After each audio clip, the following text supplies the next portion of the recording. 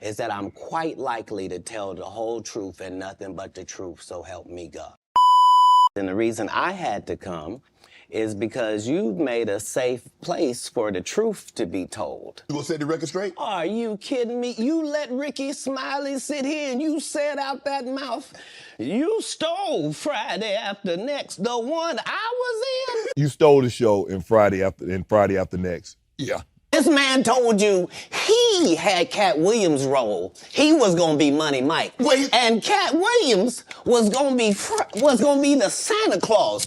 And somebody said, no, we want you to play Mike. The thieving-ass Santa Claus. Right, and then, yeah, because Katt Williams was going to be the Santa Claus. Right. Now, three quick points. You mean in Hollywood, they cast a 5'5" black Santa Claus that weigh 145 pounds? That's your story. He told you the story about when the movie came out. Where did he say he watched it? At home. Friday After Next come out, I get my kids, where we going? We're going to the movies. We're going to see Friday After Next. Right. But they didn't know I was in the theater. Right. He wasn't even at the premiere. Somebody in Hollywood, they switched off roles. You take this and what? And then, and they switched it over. Right. I was audition number 201. 200 black comedians auditioned for the role of Money Mike with me. When I auditioned for Mighty Mike. Right. You're saying all 201 of us was auditioning and you had already had the role and had already shot the role in 4 days? Did my role like in 4 days. Right. They shot all my stuff in 4 days. The truth of the matter is, the Money Mike in the original script got raped in the bathroom, and that's what Ricky Smiley was okay with. You know, so when I went in there to audition, I'm at the toilet. When Katt Williams went to use the bathroom, that's the line I had to use to audition. I put in my contract that I won't work with Ricky Smiley again unless he's in a dress. Now, what was Ricky Smiley's next movie? Was it First Sunday? Big movie, then I end up doing First Sunday. Yep. Did he wear a dress in it? You bet he did. It's in my contract. This is not even my church. I saw this on MySpace. All the parents that keep bringing their babies down here to get baptized without giving them a hot bath. Cedric did the same thing. Cedric told you when you asked him, did you steal Katt Williams' joke? But Katt say you stole one of his jokes. Yeah. He said it don't line up. Even talking about don't even match up with no timelines. How it don't line up that I did it on TV in 2018?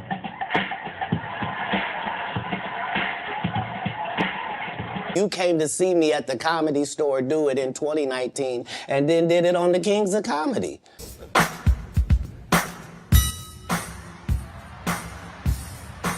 Doesn't line up.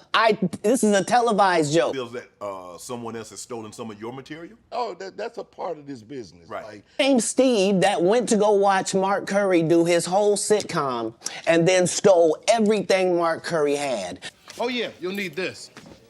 A whistle? Oh, Mark, I'm teaching music, not gym. Standard issue. Screaming for help only excites the kids. Steve got a sitcom where he the principal and he wear a suit and he... First of all, I'd like to introduce myself. My name is Mr. Hightower, and I'm your new music teacher. These dudes lie. Cedric's sitting here telling you why he ain't a movie star. He over here look like a walrus. You didn't say nothing. He can't even get his arms off his stomach. This is some internet shit, and that's all I can say. So, you know. Sitting over here, why I'm not a movie star. What? Anybody that ever told you differently was a fat Faison liar. There's nobody like me in the business. Faison just called a stray. Faison said that getting a Netflix special is easy. I have 12 specials. Guess how many Faison got? 0. Okay, but seriously though, if you look at your career, have you done better with stand-up or acting? I have, you know, it's almost time to retire. Okay. So I don't make any money. If you sign up for their program, you get a light-skinned, weird-faced wife that never do an interview. Oh, man, come on. Listen, in 20 years, won't do an interview. Nobody's ever talked to her, and that she's never been interviewed anywhere. And now, understand, I'm not talking about one person. What I just told you applies to 7 people. How they all end up with that. That's part of what you get. Be the villain. Not the guy that raises black children and ain't never done a hard drug in his life and don't have no stories of doing nobody dirty. How was he at risk? He chose drugs. And they'll just go out and they'll lie. The industry doesn't mess with KATT because he didn't show up for the studio. You were set up to be the star. You didn't show up to work. You fucked off promo shoots. You fucked off your promo fucking trips that they had set up for you. You became a risk to the studios, which is why the studios stopped fucking with you. No studios have ever said that. Look at my IMDb. It will show you that no studio has ever lost money with me on the script. I can't do that because Steve told you that he stopped doing stand-up because he had 7 TV shows. Years later, I had, at one time, 7 TV shows running concurrent on the air. Only problem is when he stopped stand-up, he didn't have those 7 TV shows. Years later, I had, at one time, 7 TV shows running concurrent on the air. Him and Steve had already apologized for me, so I gave him a pass for a decade. Why would you sit here and be like, I saw KATT 30 times? You know, even before then, I've seen this guy 30 times. Like, dog, if you literally was that upset about it, like, dog, why step to me and say, hey, why didn't you say nothing? Like that. And KATT didn't do, as I stand before you, Shannon, I would have bust Cedric's stomach. Change the content because that's all you know me for, is that I'm quite likely to tell the whole truth and nothing but the truth, so help me God. All my enemies all look the same in the eyes, whether it's Faison, Wanda, Aries, Spears, they all look like... Man, I remember on the radio, you went on a radio interview. If I'm not mistaken, that's in Atlanta. Right. And you came on there with seemingly good intentions. And she attacked you. It wasn't just that part. It was the fact that before I go in there, she has a conversation about, okay, now, I just want to talk to you because you just wanted Emmy for the city of Atlanta, and this is in Atlanta, and they just want to hear about the Emmy and hear from you and to thank you for what you did putting the city on. Right. Okay. And we won't talk about your kids. We won't talk about jail. You're good at telling us about what's going on in jail. Not the right one at Jones on. Get this inmate out of here. And you're big Turn in it prison. down. And you're Yes, big ma'am. in prison. I've never been to prison. You have 19 several felonies, times. no convictions. Yeah, Knock it off. Prison and jail aren't the same. No. Okay, No. Calm No. down. Calm. No cases. We ain't gonna talk about none of that. Right. And immediately gets in there and goes the opposite way. I said what they like. Excuse me. Excuse me. I said what do they like? Just because you're a poor interviewer doesn't mean. Never gonna say anything disrespectful to people that look like you. It's a very thin line. Only one of us has $12 worth of jewelry on. Shout outs to Forever 21 necklace collection. They tried to kill me this same weekend. Not in jokes, with a real gun in my real face on real camera. Understand I'm losing my life for participating in something that goes along with my job. Like, it's 2 comedians, what do you mean? That she said it was going to be very professional. Oh, you won an Emmy, congratulations, you put the city on, you own for the city, yada, yada, yada. And now, did she mention anything about the Emmy on camera? I believe you saw the video and you know. If you can't get your blood pressure down, you can't call me down. Whatever, little mama. If your cholesterol is 600. Whatever, little mama. I'm little mama's baby daddy. No, weight class. Is that what you wanted to do? No. That she was out of her league when it came to... Because I didn't want to do any of it. I know you didn't want to, do any but of it. once she took it there, did you feel that you had to go there? Oh, you Go where? You could have said, Wanda, I didn't come here for that. I just want to do the interview. I just want to talk about what happened. Oh, you misunderstand my job. My job is to be funny. My job is to be funny first. This as a learning experience. Most comedians don't get booed enough. Think about this. You're stuck in traffic and the lights turn blue. Oh, you're gonna laugh, you're gonna light up. I mean, this is how you end up with a Michael Blackson who's a real African doing a fake African accent. Okay, Stop, you mother suckers! Happened? You know what? I mean, I'm not gonna say me and KATT been like, you know. This guy is mad at me. All I did was give him the best advice of his life. Remember, he was wearing dirty dashikis. And I told him he needed to dress to be in the position that he's trying to say that he's in. And if you're the African king of comedy, sir, there's actually comedians in Africa doing comedy. If you For the African king of comedy, ladies and gentlemen, this is Michael Blackson. gotta put in some work. And these guys, they take my advice, they change their whole persona, and then they hate me for it. And You know what? I mean, I'm not gonna say me and Kat been like, you know, best friends or we're friends, but we're more like always been like associates. Like we. This is the reckoning. 2024. I never had sucked a penis. That was my only goal. I didn't want to get with a white woman because I was scared she might have me running down the street like Jonathan Majors. There you go, pick up. Now, I've had to turn down $50 million 4 times. 4 times. Just to protect my integrity and that virgin hole I was telling you about. Right. Because P. Diddy be wanting to party. I like when you like this, Daddy. We partied for my birthday before. You came to my party. No, but me and you ain't never really party, you know what I'm saying? And you gotta tell him no. You got to tell him no. I role, whether it was an Emmy-winning role or whether it wasn't, whether I was playing somebody homeless, whether I was playing a dirty vagabond on Atlanta, whether it was an eccentric guy in First Sunday. You're trying to create a character. You can't just be Faison in every movie. Like, you just gonna take your shirt off on every movie? Like, why does it say that in your script? Man, I was just chilling, man. I was like, the cop gonna come up, pull behind me, had the lights and everything.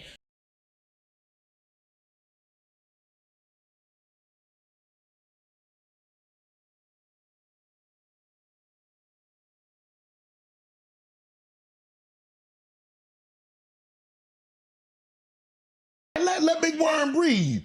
But you gotta admit the role that he played, Big Perm in Friday now. You gotta give him credit for the role now. Come on now. If what you're saying is correct, why wasn't he in next Friday or Friday after next? I mean, his role, it wasn't good. What you want? What you got? Boy, what the fuck you want? Give me some chili Fritos.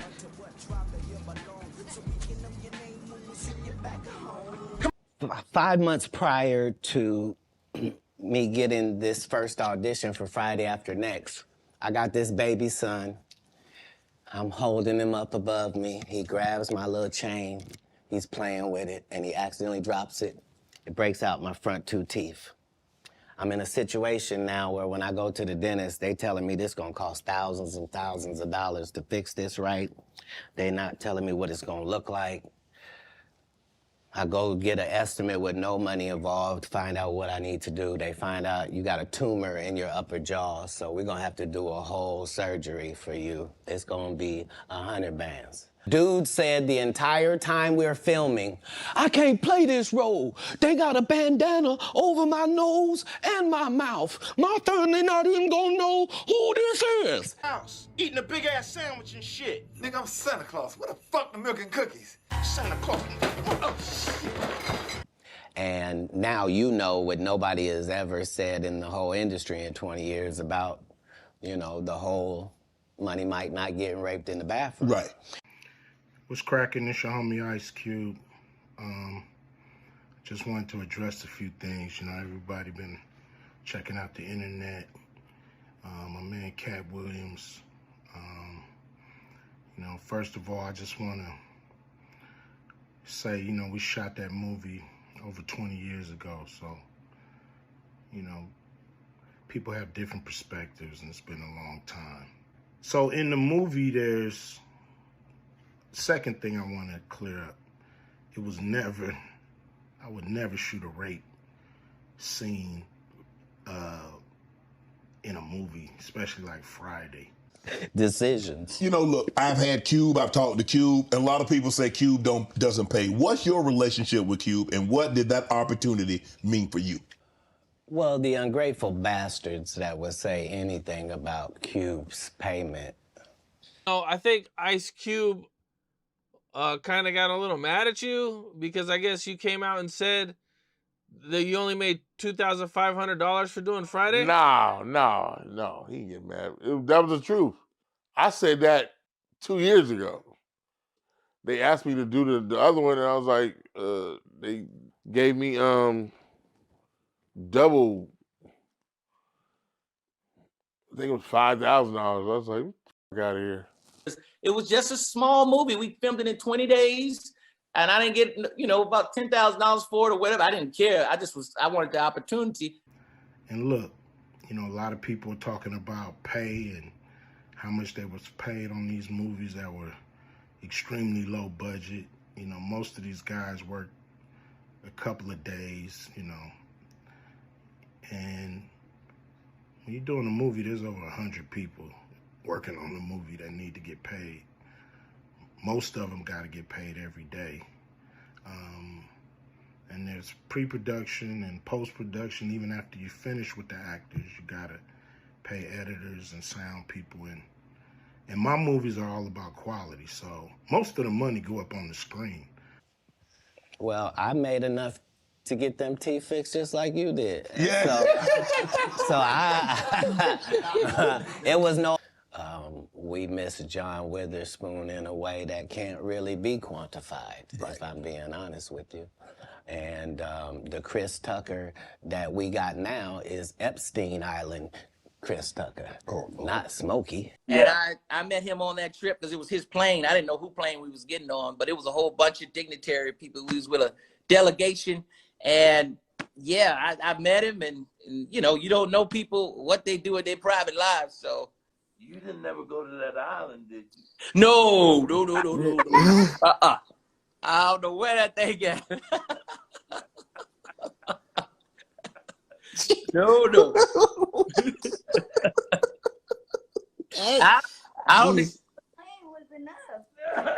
Hey, we was going to Africa to save lives. Chris Tucker didn't want to be the poster child for smoking weed. He don't smoke weed like that. Right. He in the church. 97. He's Chris, we want to do another Fridays, man. And I was just like, nah, I don't want to do another Fridays. I want to do like Eddie Murphy and them did. I want to do Money Talks. I did Money Talks, and then eventually did Rush Hour. I said, I don't want to do another. And he said, what? You sure? I was like, nah, I don't want to do another. This is why I didn't do the second one, because of the weed. Because I said, man, that movie became a phenomenon. I don't want everybody smoking weed. And I never really told people this because I kind of forgot about it. But it was one of the reasons why I didn't do it, because I said, I don't want to represent, everybody smoking weed. I kind of made it more personal than a movie. Michael Jackson's best friend, Christmas. Michael Jackson called him Christmas. You ever met a man that gave you a little nickname like that? No. Me neither. I ask you about this. You hang out with Michael Jackson. He called me sometimes to check up on me, see how I'm doing. He's like, how you doing, Chris? And when he really missed me, he called me Christmas. Hey, Christmas, how are you? He calls you Christmas? He called me Chris. It felt good. At first, I was like, why you call me? But then it started sounding good. I was like, say that again, Mike. He's like, yeah, because they tell you that there's no gatekeepers, but we keep seeing the same people open the gate. Didn't Kevin open the gate and let Tiffany in? Ain't he now opening it up for... Don't such and such open the gate? What do you mean ain't no gatekeepers? In the building. Yes, sir. Yeah. And Tiffany Haddish and Kevin Hart. In the building. Hey, why you... This is our 7th movie together. 4 number 1s, 2 number 2s. Hopefully we're talking about one more number 1. And coming off of a number 1 success, I said, dude, it makes no sense to not have Tiffany Haddish be a part of my first movie. Hey. Especially understanding her story and where she's coming from. So we casted Tiffany in the movie. Because remember, Ricky Smiley sat right here and told you a story about how he performed with Mike Epps and Cat Williams when he did Comic View, and to let him tell it, he was funnier than both. Somebody stole your computer, I heard it. Stole my computer? Yeah. When? Your laptop? Yeah. Oh. I don't want to be the bearer of bad news. Oh, it's gonna be on up in here if I don't have my computer when I come back. I don't play that. No, but I'm saying... Just like people that tell you the Egyptians, they not black. Egypt is in Africa, folks. As long as Egypt is in Africa, then Egyptians are African. And I gotta read this script from all these good white people, where this nigga want me to get in a dress with him. And I'm literally saying to everybody, why is he in a dress again? You already played the old lady as an FBI agent.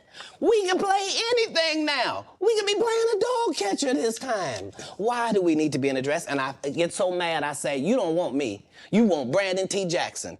Cat Williams was trying to always say, Brandon, don't wear a dress. You know, he called you, or is this? No, he was saying it in the media, so I thought he was heckling me. He was really trying to help me. And like I said, with 12 comedy specials, why do I need to be in these conversations with these specialist people?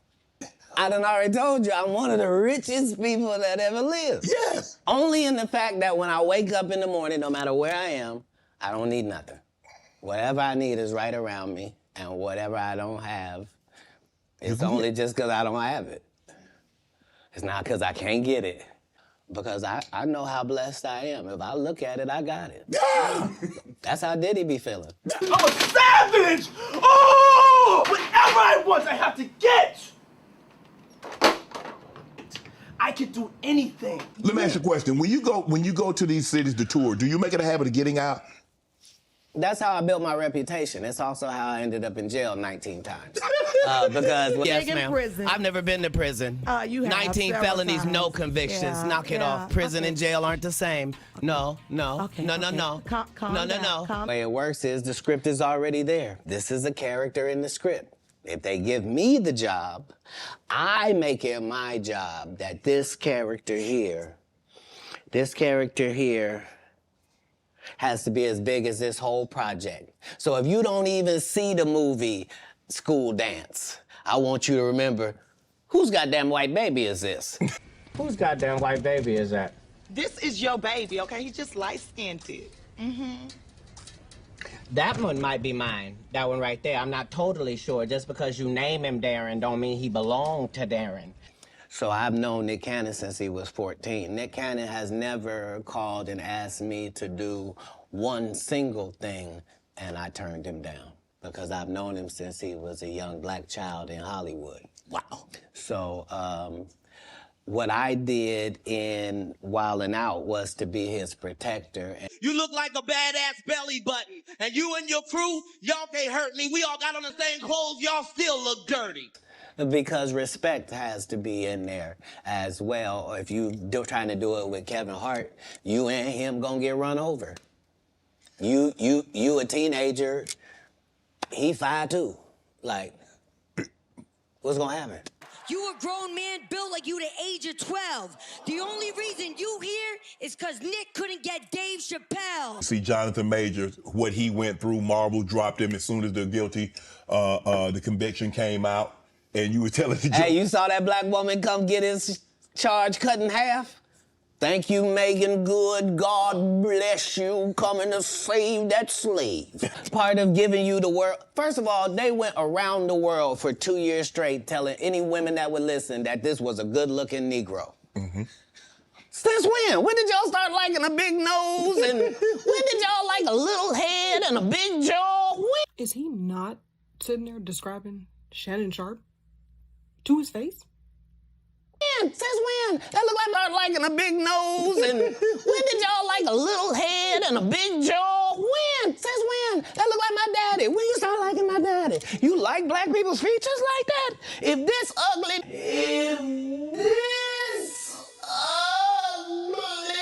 nigga is good looking, then all niggas is good looking. Well, you know Kanye. I don't know if you've been around Kanye, but from a distance, what do you suspect's going on?